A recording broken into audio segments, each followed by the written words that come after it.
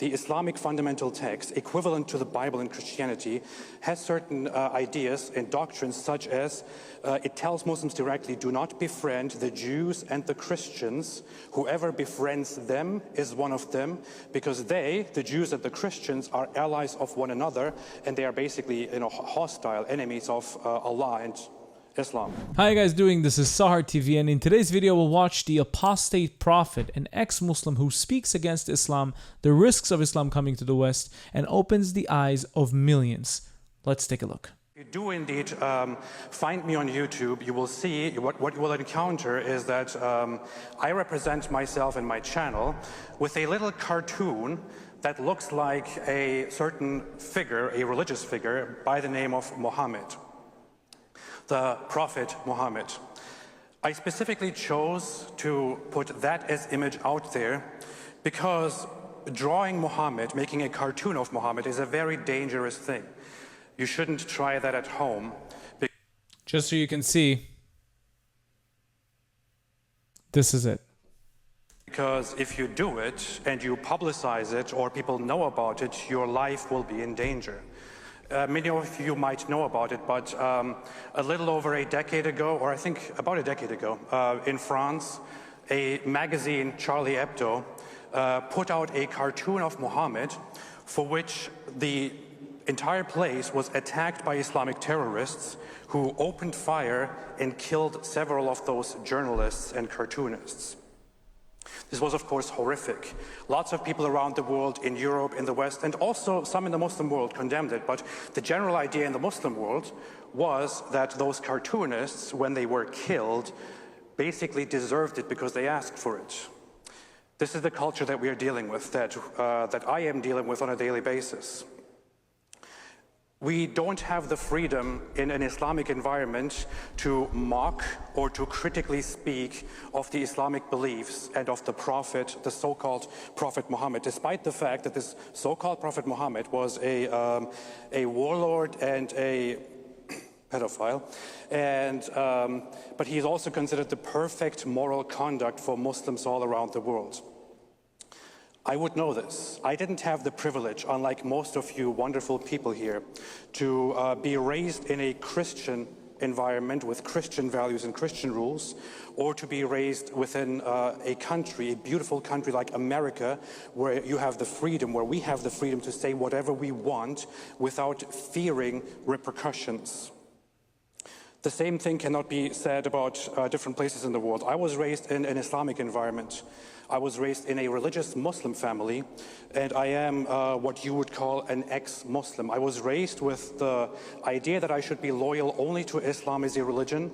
I was raised with animosity, with hostility toward the West. I was raised as an enemy of the United States of America. Today, I am standing here with a huge American flag right in front of me, and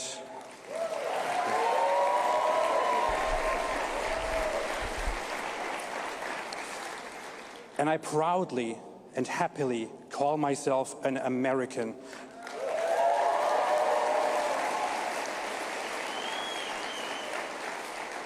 America has given me the ability, the freedom to be free and to say whatever I want, to do whatever I want, to be free, to speak freely.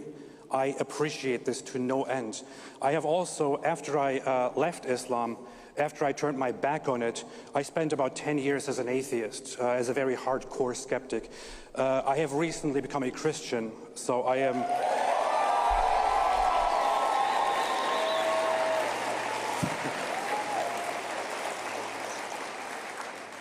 So I can finally share the beauty of Christian values and Christian beliefs, which I didn't know, which were taught to me in a very limited way, but which were also demonized by my own culture and by my own religion. Charlie Kirk recently said something for which he got in huge trouble. He said, Islam is incompatible with the West. He also said Islam does not belong in the West. It has no place in the West. But unfortunately, it is rapidly growing in the West and having a lot of influence. I can tell you as an ex-Muslim, as somebody who has left Islam, who has it behind himself, and who is now in your culture, in this free culture, I can tell you that the Quran, the Islamic fundamental text, equivalent to the Bible in Christianity, has certain ideas and doctrines such as it tells Muslims directly, do not befriend the Jews and the Christians. Whoever befriends them is one of them, because they, the Jews and the Christians, are allies of one another, and they are basically, hostile enemies of Allah and Islam. It further says in chapter 98, verse 6, it says that the Jews and Christians and all the other disbelievers are the worst creatures. I'm not joking. It's right there in the Quran. This is what it says, that Christians and Jews and disbelievers are the worst of creatures. It further also, Muhammad himself, the Prophet, very clearly says that people like me who leave their religion and say it deserve to be executed. And these are not just old ideas that are long gone. These are still ideas held by the majority of Muslim scholars and apologists and educators and Muslims around the world. Imagine what would happen if Islam would come to the United States and Sharia law would be imposed on the people of the United States, because remember, Sharia law doesn't only apply on Muslims, it applies on everyone. So imagine you convert to Islam and then you decide it's not for you. The punishment for that is execution. Is this something you want? In the Muslim world, I would never be allowed to give the speech that I'm giving right now. If I did give this speech, I would probably be lynched and brutally murdered, like many others have been over the many years. In Pakistan, this happens again and again, where somebody is falsely accused of disrespecting Islam. It only has to be an accusation, and people will go after that person and will brutally massacre them. In Europe, unfortunately, this problem is getting bigger and bigger, because Europe made the stupid mistake, the very stupid mistake of allowing massive numbers of people to simply come in unchecked and to give people this idiotic impression that we all are the same. All cultures are the same. They are, anybody who comes from a different culture, no matter what they do, if they are among us, and they just see our kindness and our goodness and our civilization, they will just change and be just like us. It doesn't work that way.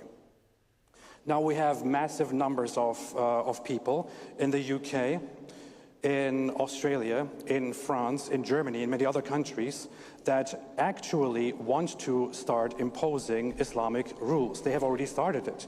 In the UK, it has become very much impossible to openly criticize Islam and get away with it. People go to jail because of it. Tommy Robinson is an example. We don't have that in America. America is still a free country where we still have freedom.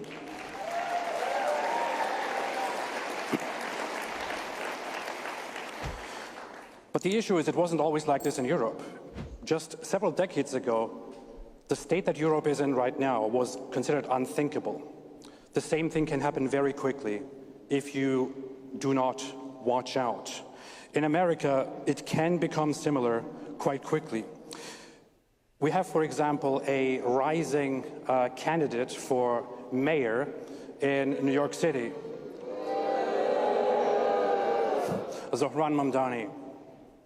What do you guys think about him? Zohran Mamdani has said things such as that the end goal is to seize the means of production, which is an explicitly Marxist communist slogan and idea. He has condemned a statue of Columbus and said that we should take it down. He has called for defunding the police. He has been seen wearing terrorist rags and aligning with Hamas propaganda, for example. Hamas, by the way, right now is a very heated topic, but is the very same organization that openly praised Osama bin Laden, who explicitly took responsibility for 9/11. This is the organization, and we have their allies here in the United States, unchecked. Hamas is exactly the same as Al-Qaeda, exactly the same as Hezbollah, exactly the same as Al-Shabaab. All of these terrorist organizations stem out of the Muslim Brotherhood to spread Sharia and create an Islamic caliphate around the world. Exactly the same. Meanwhile, we have another state in the Middle East that some people, and I don't want to say any names today, that some people have an obsession with and that they likely would rather attack, Israel. Israel is often targeted by the very same people who will stand up and defend certain countries, like the Islamic regime of Iran, which very explicitly has it in their policies and every day says, death to America, death to Israel. The Islamic regime of Iran explicitly and officially calls America the great Satan and Israel the small Satan. On July 4th, on our day, on the day of America, a clergyman in the Islamic regime of Iran openly and publicly declared that Donald Trump and Benjamin Netanyahu are two people who should be executed. These are his words, executed. I want to hereby, in solidarity, send all respect and greetings to those people of Iran who are not on the side of the Islamic regime and who are fighting for their freedoms.